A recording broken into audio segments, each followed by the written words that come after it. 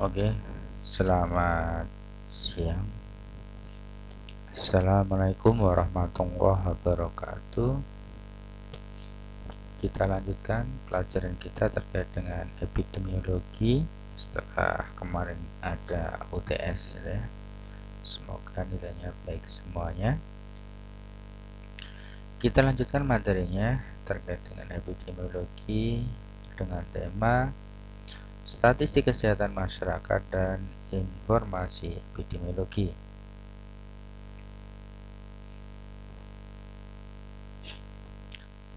Di dalam statistik kesehatan ada 3 hal ya, yang sangat penting yang perlu kita pahami bersama. Di antaranya satu, statistik kelahiran. Kemudian yang kedua, statistik terkait dengan kesakitan, morbiditas. Kemudian yang ketiga terkait dengan statistik kematian atau mortalitas. Adapun di dalam statistik kelahiran, di sana ada konsep angka kelahiran tahunan, di mana konsep angka kelahiran tahunan sebagai indikator angka kelahiran tahunan yang mencerminkan tingkat kelahiran pada suatu waktu atau pada tahun tertentu.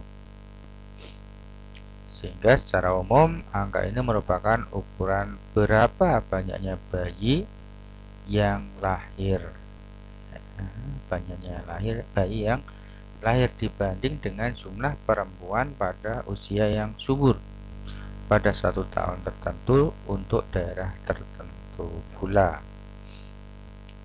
Itu yang dimaksudkan ya.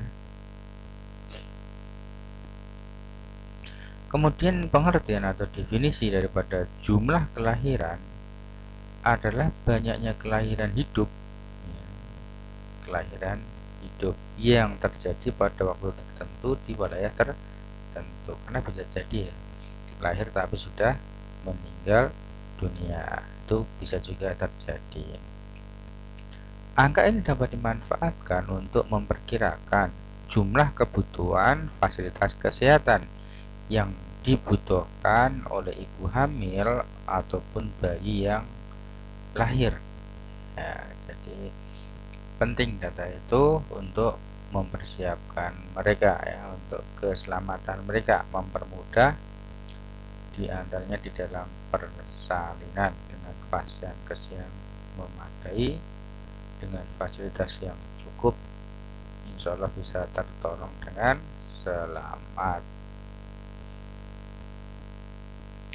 Kemudian CBR, crude birth rate, yaitu angka kelahiran kasar ya, dimana angka kelahiran kasar adalah jumlah kelahiran yang dicatat selama 1 tahun per 1000 penduduk di pertengahan tahun pada tahun yang sama ya. Itulah yang dimaksud dengan angka kelahiran kasar atau CBR.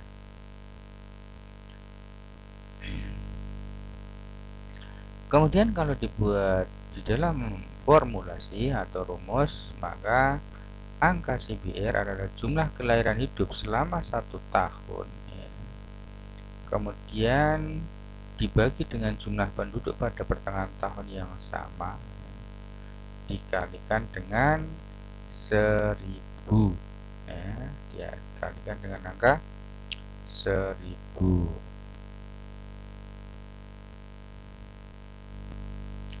Kemudian data tentang jumlah kelahiran dan jumlah penduduk dapat didapat dari hasil sensus penduduk ataupun survei tentang fertilitas atau survei tentang kesuburan.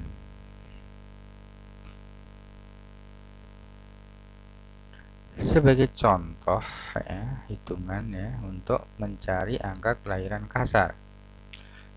Contohnya, jumlah kelahiran berdasarkan survei nasional pada tahun survei kesehatan nasional ya, pada tahun 2004 didapat suatu estimasi atau perkiraan, di mana hasil estimasi menunjukkan bahwa terdapat sebanyak 4 juta sekian kelahiran hidup dengan jumlah penduduk sebesar 217 juta sekian. Nah, kemudian bagaimana mencari nilai CBR atau angka kematian atau angka kelahiran, maksud saya angka kelahiran kasar? Maka di sini jumlah yang lahir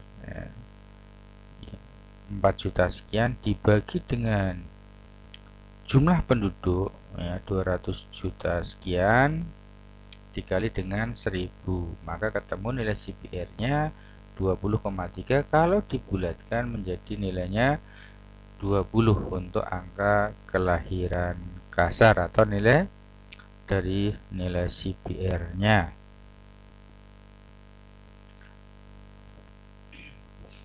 Di dalam penghitungan angka kelahiran kasar untuk CBR ada kelemahannya juga di sana, di mana perhitungan CBR ini sangat sederhana, simple, mudah dihitung, tetapi memang kasar, angka yang ada itu sangat kasar.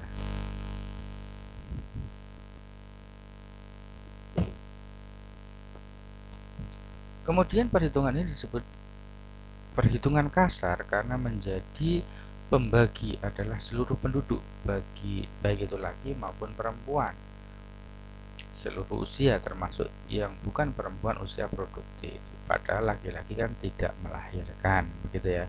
Jadi sangat kasar karena sebagai penyebutnya atau sebagai pembaginya itu adalah penduduk total, sementara sebagai pembilang ya di sana yang lahir dan hidup. Tentu yang melahirkan kalau dihitung ya ibu yang melahirkan. Kalau bapak kan tidak melahirkan. Wanita pun di sini hanya terlebih pada wanita-wanita yang subur ya, yang subur.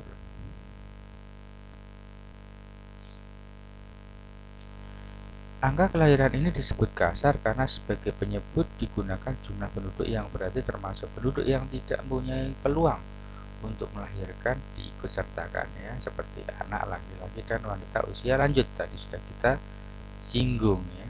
Ini bisa dibilang ya impossible masuk laki-laki melahirkan ya. Kalau anak-anak misalkan usia 5 tahun, 6 tahun, 7 tahun ya belum melahirkan walaupun wanita ya. Atau usia lanjut sudah menopause ya, tentunya secara teori tidak akan menghasilkan keturunan. Angka ini dapat digunakan untuk menggambarkan tingkat fertilitas atau kesuburan secara umum dalam waktu yang singkat tetapi kurang sensitif. Untuk apa? Untuk membandingkan tingkat fertilitas di antara dua wilayah.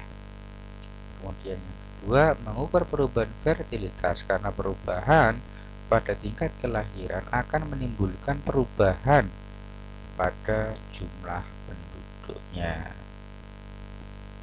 Kemudian sebagai latihan, di sana jumlah kelahiran berdasarkan sensus pada tahun 2010 didapat estimasi ya.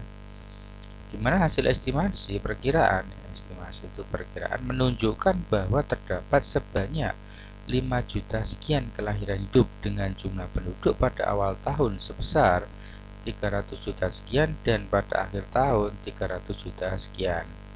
Maka berapa nilai CBR-nya? Ini diketahui jumlah penduduk awal dan akhir.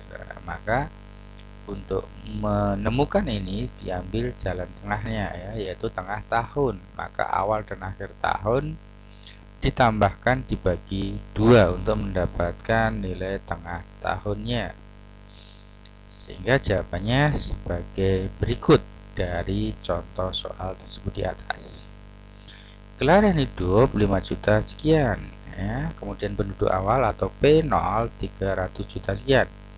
Kemudian penduduk pada akhir tahun 300 juta sekian ya. Untuk mendapatkan penduduk tengah tahun atau penduduk rata-rata atau yang dianggap mewakili dalam tahun itu yaitu P0 ditambah P1 dibagi 2, maka ketemu 300 juta sekian. Maka nilai angka kelahiran kasar atau CPR-nya yaitu 5 juta sekian ya, kelahiran dibagi 300 juta sekian dikali angka 1000, maka ketemunya 16,58 nilai CPR-nya, dan kalau dibulatkan menjadi 17 ya, menjadi 17.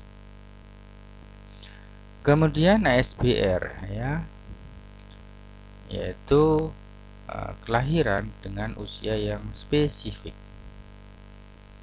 Jumlah kelahiran hidup oleh ibu pada golongan umur tertentu yang dicatat selama 1 tahun per 1000 penduduk wanita golongan umur tertentu pada pertengahan tahun yang sama.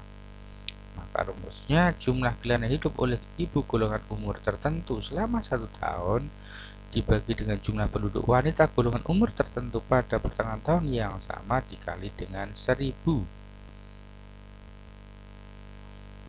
Kemudian angka kelahiran yang spesifik biasanya digunakan dengan interval waktu 5 tahunan, di mana di sana dianggap usia subur yaitu antara 15 sampai dengan 49 tahun dengan interval 7 tahun.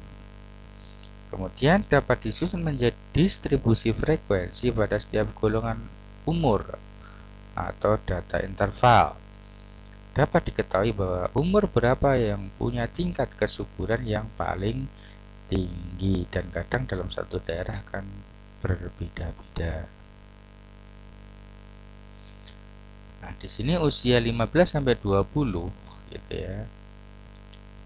Maka hitungannya 5/25 kali dengan 1000 berarti 200 per 1000 penduduk.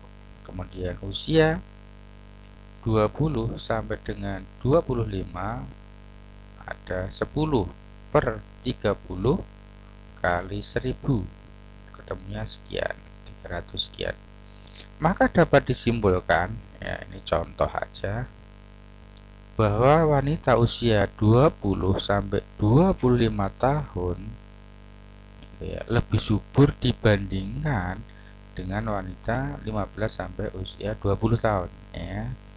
Berarti disimpulkan sementara usia ini itu lebih subur. Kenapa? Karena lebih banyak ya, nilainya lebih banyak ya, lebih banyak untuk melahirkannya ya.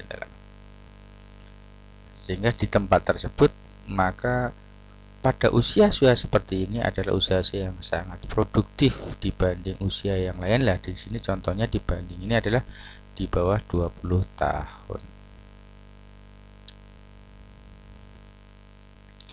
Angka fertilitas menurut golongan umur dimaksudkan untuk mengatasi kelemahan angka kelahiran kasar karena tingkat kesuburan pada setiap golongan umur tidaklah sama, hingga gambaran kelahiran menjadi lebih teliti ya. Perhitungan angka fertilitas menurut golongan umur biasanya dilakukan dengan interval 5 tahun, hingga bila wanita dianggap berusia subur terletak antara 15 sampai 49 tahun akan didapat sebanyak 7 golongan umur ya, dibuat interval. Dengan demikian dapat disusun menjadi distribusi frekuensi pada setiap golongan umur. Dari distribusi tersebut dapat diketahui pada golongan umur berapa yang punya tingkat kesuburan yang tertinggi. Maka hal ini penting untuk menentukan prioritas program keluarga berencana. Kemudian TFR, Total Fertility Rates, yaitu angka fertilitas total, merupakan jumlah angka fertilitas menurut golongan umur yang dicatat selama 1 tahun. Maka di sana angka fertilitas total adalah jumlah angka fertilitas menurut golongan umur dikali dengan K atau konstanta. Bila konstanta 1, maka angka yang dihasilkan menunjukkan rata-rata jumlah anak yang dilahirkan oleh setiap ibu selama masa subur.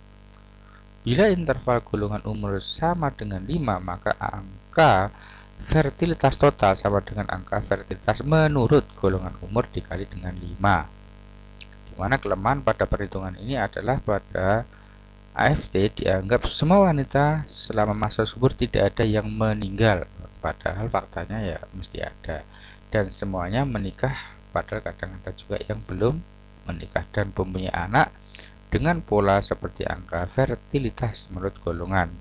Hal ini tidak sesuai dengan kenyataan ya, pada usia tersebut semua dianggap subur ya, belum tentu ya. Ini namanya sebuah kelemahan dari sebuah temuan ya. Kemudian berikutnya statistik kesakitan atau morbiditas.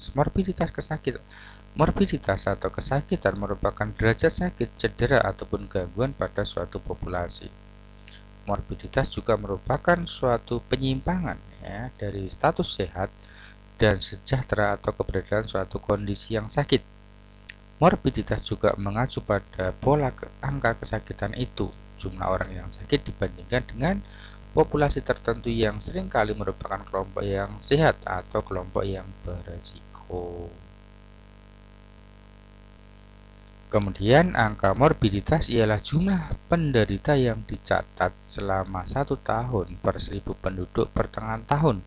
Pada tahun yang sama, rumusnya jumlah penderita yang dicatat selama 1 tahun dibagi dengan jumlah penduduk pada pertengahan tahun dikali dengan 1000 sebagai konstantanya. Maka angka ini dapat digunakan diantaranya untuk menggambarkan keadaan kesehatan secara general, secara umum. Kemudian yang kedua, mengetahui keberhasilan program pemberantasan penyakit. Ya, sejauh mana tingkat keberhasilan pemberantasan suatu penyakit. Dan mengetahui keadaan sanitasi lingkungan. Ya, lingkungan. Kemudian yang keempat, memperoleh gambaran pengetahuan penduduk terhadap pelayanan kesehatan. Kemudian insiden, yaitu gambaran tentang frekuensi penderita baru suatu penyakit yang ditemukan pada suatu waktu tertentu di satu kelompok masyarakat. Maka untuk dapat menghitung angka insiden suatu penyakit, maka sebelumnya harus diketahui terlebih dahulu tentang data jumlah penderita baru. Kemudian jumlah penduduk yang mungkin terkena penyakit baru.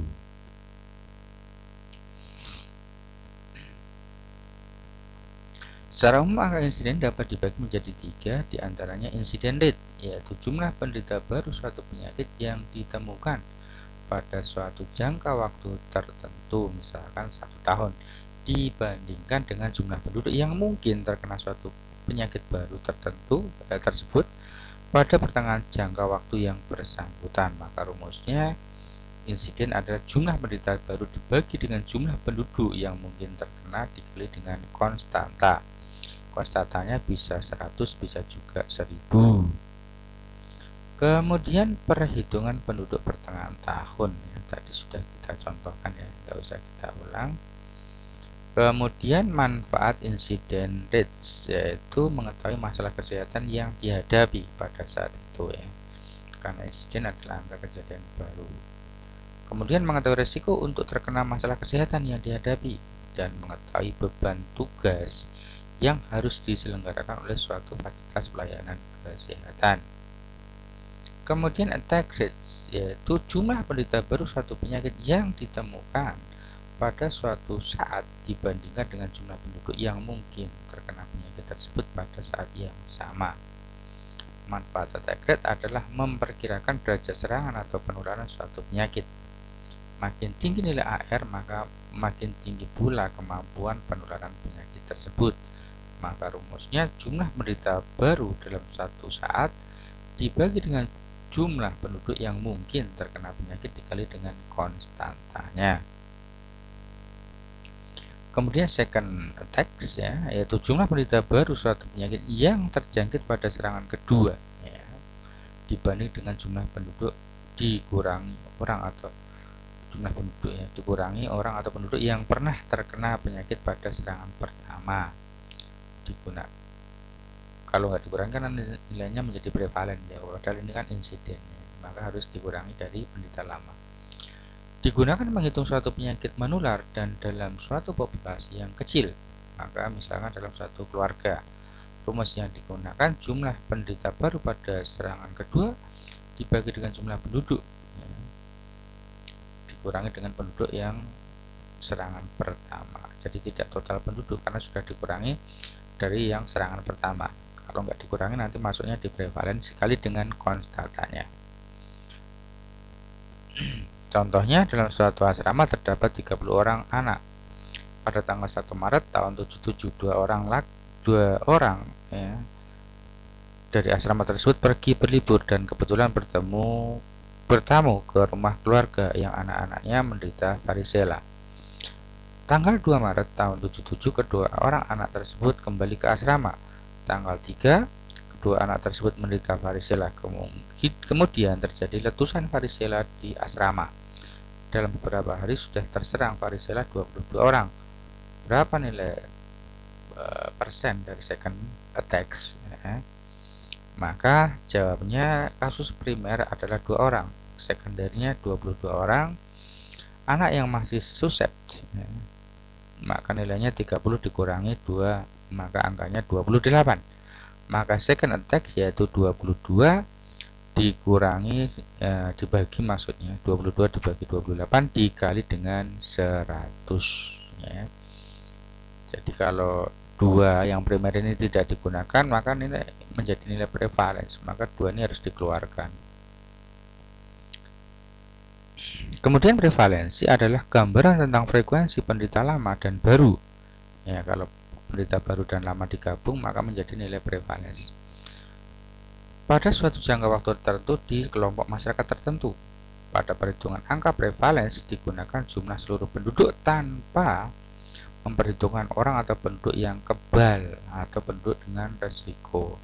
Sehingga dapat dikatakan bahwa angka prevalensi sebenarnya bukanlah suatu rate yang murni karena penduduk yang tidak mungkin terkena penyakit juga dimasukkan dalam perhitungan. Kemudian prevalence dibagi menjadi 2, diantaranya period prevalence yaitu jumlah penderita lama dan baru suatu penyakit yang ditemukan pada suatu jangka waktu tertentu dibagi dengan jumlah penduduk pada pertengahan jangka waktu yang bersangkutan. Kemudian nilai period prevalence hanya digunakan untuk penyakit yang sulit diketahui saat munculnya, misalkan pada penyakit CA dan kelainan jiwa. Maka rumusnya period prevalence yaitu jumlah penderita lama dan baru dibagi dengan jumlah penduduk pertengahan dikali dengan konstata. Kemudian yang kedua, poin prevalence yaitu jumlah penderita lama dan baru suatu penyakit pada suatu saat dibagi dengan jumlah penduduk pada saat itu, dapat dimanfaatkan ya untuk mengetahui mutu daripada pelayanan kesehatan. Maka rumus daripada poin prevalence jumlah penderita lama dan baru dibagi dengan jumlah penduduk saat itu dikali dengan konstantanya. Kemudian hubungan antara insiden dan prevalence ya. Prevalence itu semua angka prevalence dipengaruhi oleh tingginya insiden dan lamanya sakit. Lamanya sakit atau durasi penyakit adalah periode mulai didiagnosa suatu penyakit sampai berakhirnya penyakit tersebut, baik itu sembuh, mati, ataupun kronis. Kemudian hubungan ketiga tersebut menjadi P sama dengan I kali D, di mana P adalah prevalence, I insiden, D adalah lamanya sakit. Rumus hubungan insiden dan prevalence hanya berlaku jika dipenuhi 2 syarat. 1. Nilai insiden dalam waktu yang cukup lama bersifat konstan atau tidak menunjukkan perubahan yang mencolok. Yang kedua, lama berlangsungnya suatu penyakit bersifat stabil, tidak menunjukkan perubahan yang terlalu mencolok. Kemudian faktor yang mempengaruhi tingkat prevalence yang diamati. Dinaikkannya oleh apa? Yang pertama, durasi penyakit yang lebih lama. Ya, maka nilai prevalensi akan bertambah. Kemudian pemanjangan usia penderita tanpa pengobatan. Kemudian peningkatan kasus-kasus baru ya. Kemudian kasus-kasus migrasi ke dalam populasi, yaitu masuknya ya, dari luar masuk, menambah masalah gitu ya. Migrasi keluar dari orang-orang sehat ya. Orang-orang sehat malah keluar. Nah, migrasi ke dalam dari orang-orang yang rentan. Peningkatan secara diagnostik atau pelaporan yang lebih baik.